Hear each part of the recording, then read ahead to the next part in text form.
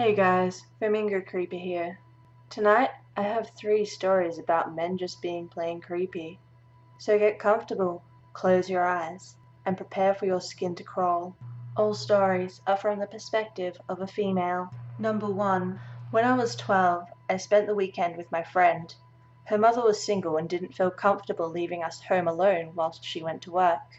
This would have been fine, save for the fact that she worked in a dive bar, full of drunks, druggies, and less than reputable strippers. Thankfully she worked behind the bar fully clothed. I didn't think much of it. Her mother honestly scared me so much that I figured she'd probably scare off any unwanted attention. However, at one point in the night, she got called away to get more cans of beer and restock the fridge. My friend and I were sitting at a table near the bar where we were in full view of her mother, except now she was gone, and my friend went to the bathroom, leaving me by myself. I should mention from the ages of 12 to 16, I looked a lot older than I was, often being asked what I was planning to do when I completed high school at the end of the year, despite the fact that I didn't complete high school until the age of 18. As I sat by myself, an older man came and started talking to me. "So when are you going to get up there and strip?" he asked, his beer breath making me gag. I told him I didn't work there. I couldn't figure out why he would ask something so vulgar, and thought maybe I had dressed too showy. But there was nothing showy about jeans and a jumper. He sat down in my friend's spot, ignoring my protest, saying that the seat was taken and that my friend would be back any time soon. He became more vulgar, saying things like, "Come on, baby, let me lick that little pussy of yours. I bet you taste sweet." I stood up to walk away, but he got up with me and grabbed my arm, trying to walk me out the back. Before I could yell for help, he tightened his grip on my arm and threatened me, saying that would be easier if I just went along with him. At this point, one of the strippers who knew who I was yelled, calling him out and grabbing my other arm. She told me to sit back in my spot and dragged him out the front of the bar to the door for security to deal with him. I was in tears when my friend and her mum got back. I told them what happened, and her mother took us both home. She wouldn't allow weekend sleepovers whilst she was working any further. The man was reported. Honestly, we probably would have been safer home alone. Number 2. I would like to give a little bit of background on why this didn't end the way it should have. From the first day of kindergarten right through high school, I was bullied quite terribly. I was told I was fat, ugly, useless, no one would ever love me, and that I was the reason my parents broke up. My classmates were also physically abusive towards me. What didn't help was any friend I made was narcissistic and made it feel like I never had a choice in what would happen to me. I don't mention these things to gain sympathy, but more as to help understand why I didn't walk away at the first sign, and why this continued on for so long after. This happened in 2006. I was 16 years old and had an internet boyfriend named Jack. We lived in the same state, but we never got to see each other, as we were both unemployed and both still in high school.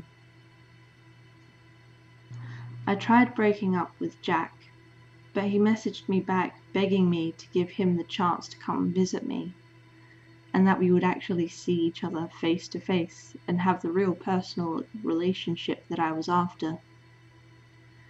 I agreed to meet up with him about a week later. But what he didn't tell me was that he was bringing a friend. This caught me off guard when 2 guys showed up, and the vibe of both of them just felt so wrong.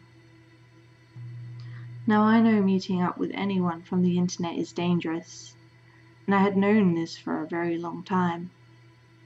So I did what I thought was the safest way, by meeting in the busiest part of the city. I also brought with me the closest thing I could find to a real weapon that I wouldn't get in trouble for having on me: a corn cob spike. I was creeped out by both of them. Jack's friend Derek was hitting on me the whole time, being inappropriate, whilst Jack was egging him on. Derek said things like, "Can you deep throat?" or "You have a sweet ass. I would like to ram it." or the real winner that has stuck with me ever since, "We're going to make a virgin cream pie out of you. Or would it be a strawberry shortcake because virgins bleed?" I had had enough. I went to walk away and call it quits when Jack took my hand and walked me down a side street. I was poised to grab my spike if I had to. He looked me in the eye and told me that I was the most beautiful girl in the world, and that we were perfect together. And then with a serious face, he said, "But I have to kill you." I freaked the fuck out and tried to run when Derek grabbed me in a bear hug and told me to calm down. I was nearly in tears when Jack said he was sorry and that he was only joking and that he would never hurt me. He even promised that, which I would later find out was quite the lie. I was so scared that I just tried to laugh it off and told him I had to go anyway because I had dinner plans with my aunt. My blood ran cold when he pointed out that I wasn't expected to come home for a few more hours. I didn't tell him that, and I never found out how he knew. He took my hand again and held it a little more firmly than you would. When I was finally able to leave, he looked me in the eyes and told me he looked forward to coming to see me again. When I said I wasn't sure about us, he pulled the line of how far he had to travel and asked that I give him one more chance, especially considering how expensive those tickets were. And just like every time a narcissistic friend had used a similar line on me, I bowed to it. I stupidly gave him that second chance. That second chance turned into one of the most horrific relationships I'd ever endured. This relationship had lasted nearly 6 years by the time I had the strength to leave. Number 3. Until the beginning of 2014, I worked in a 24/7 petrol station that was attached to a supermarket. I worked the evening shift. This means my longest shift would last from midday and go to as late as midnight.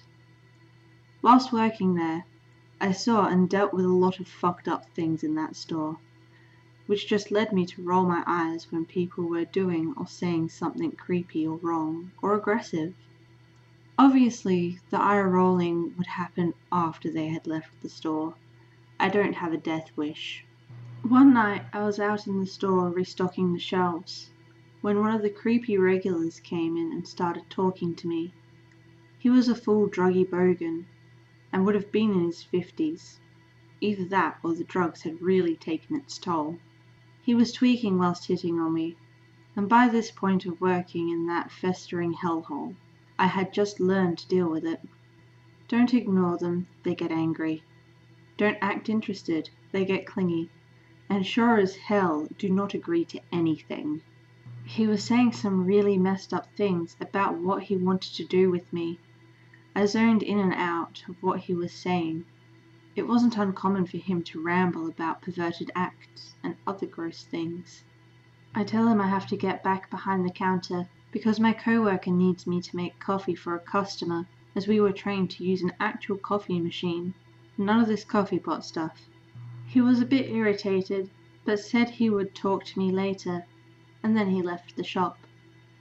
After making coffee, I had to restock the drinks, but the day team hadn't emptied the trolley of empty boxes, so I took the boxes out to the big bin. This bin is located around the side of the store. There are no cameras, and people inside can't see out to it. That used to make me nervous, but I had been there longer than some of the other people who had come through, and was used to the environment by now. As I was throwing the boxes in the bin, the tweaking guy from before comes up to me and grabbed my arm. I tried to play it off like he was goofing around, laughing and saying something like, "Hey, Fred, I know you like me, but you can't get all touchy-feely on me. The husband will get mad." I know it sounds like I wasn't trying much, but with people like him, it was best to remain friendly, otherwise risk having him lash out violently. The last time someone was more firm with him, they got knocked out by his right hook, and I was the lucky girl who got to witness it and call the cops. So Tweaker tightens his grip to a painful point and says in an angry voice, I told you I was gonna have my way with you. By this point I have stopped smiling and am now scared. He shoves me against the bin and goes to unbuckle his belt when glass is smashed. One of my more favourite customers was across the road at the pub and had seen him go straight for me, and knowing his reputation wanted to make sure nothing bad was happening. As soon as he realised what was going to happen, he smashed his bottle of beer over the man's head. Cops were cold, and I didn't see him again. As for the guy who saved my ass, so to speak, I gave him free coffee for a month. As for the boxes, I refused outright to take them out anymore. My co-worker did it instead, and traded me for cleaning the restrooms. Hey guys, did I manage to creep you out? Is your skin crawling? Do you feel uncomfortable? If the answer is yes, then I've done my job right. If it's no, then I guess I'll have to try again next week. Or you can always check out my prior videos. If you like what I do, hit the subscribe button, like me on Facebook, stalk me on Tumblr. The links for these will be in the description.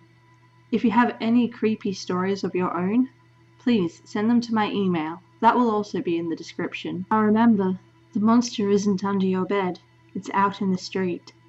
But it can't hurt to check under your bed now, can it?